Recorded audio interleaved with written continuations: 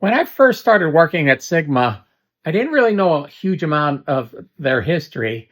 I knew about them and I knew kind of what they did, but I didn't know all the specifics.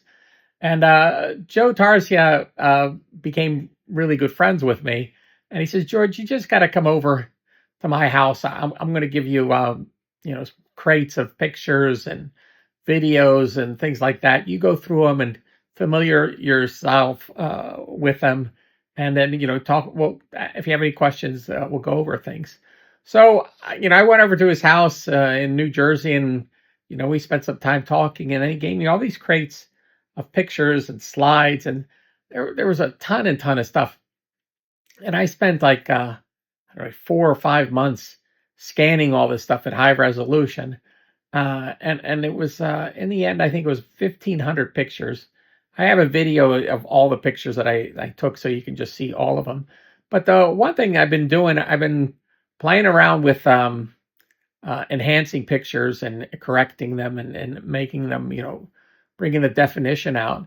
And a lot of the pictures that Joe had given me were in black and white. And I figured out a way of colorizing the pictures, which brings out more detail and also making the images sharper so you can just kind of identify the equipment a lot better. So I thought I'd take I took two pictures that I had, and these two pictures that I'm running in the background, both of them were in Studio B at Sigma in Philadelphia, so it was on the ground floor.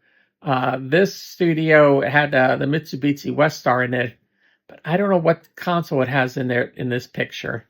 And you can see they had the Fairlight system in there, and Jim Solomone was running that, and he's the guy with the glasses and the plain T-shirt, and looks like he's having an emotional conversation with Mike Tarsia, who's Joe Tarsia's son, running the session. So these pictures are pretty interesting. The wall behind Jim Solomone, that wood, it was made so you couldn't see a door. You had to know where to push, and the wall would open up, and that was the doorway to get out. But it was a nice studio downstairs. It was the studio that Lou Rawls recorded "You'll Never Find," and there's a huge amount of hits that were recorded in this studio. The main studio was the A room upstairs, but this one was no slouch, and you can see Mike Tarsi he has the remote control for the MTR 90. That was the black MTR 90s they have down there.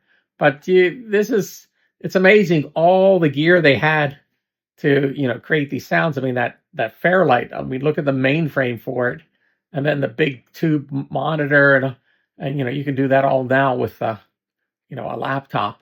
And you can see there's a Akai S900 there, and there's a Roland. It looks like a Jupiter 8, and that's up on the top, because the keyboard on the top, because I can see the joystick. That's Sequential Circuits, the Prophet VS there. And on the bottom, I don't know if that's an Oberheim expander. No, it looks like something else. But as you colorize these pictures, you see more of what's going on in the picture. It adds a whole new realistic realism to it. You can see at the bottom of the racks, there's a couple Pultecs in there, and they have the noise reduction, and it looks like there's some 500 series rack there. But it's interesting. So what I thought I'd do is I'll run the original picture that I have in black and white, and then fade it over to the colorized version, and you'll see both pictures that I did. And it's just interesting history that's going on there. But it's just so funny because Jim Solomone, he's a producer, and he worked out of Sigma for a long time. A lot of big hits he was behind, and Mike Tarsia, being the owner's son, he was always there. But it looked like a very emotional, heated discussion that was going on. But Mike's face doesn't seem like he's phasing him, and Jim is kind of trying to make a point. But I got the feeling that happened a lot in some of these studio sessions there. So there you go.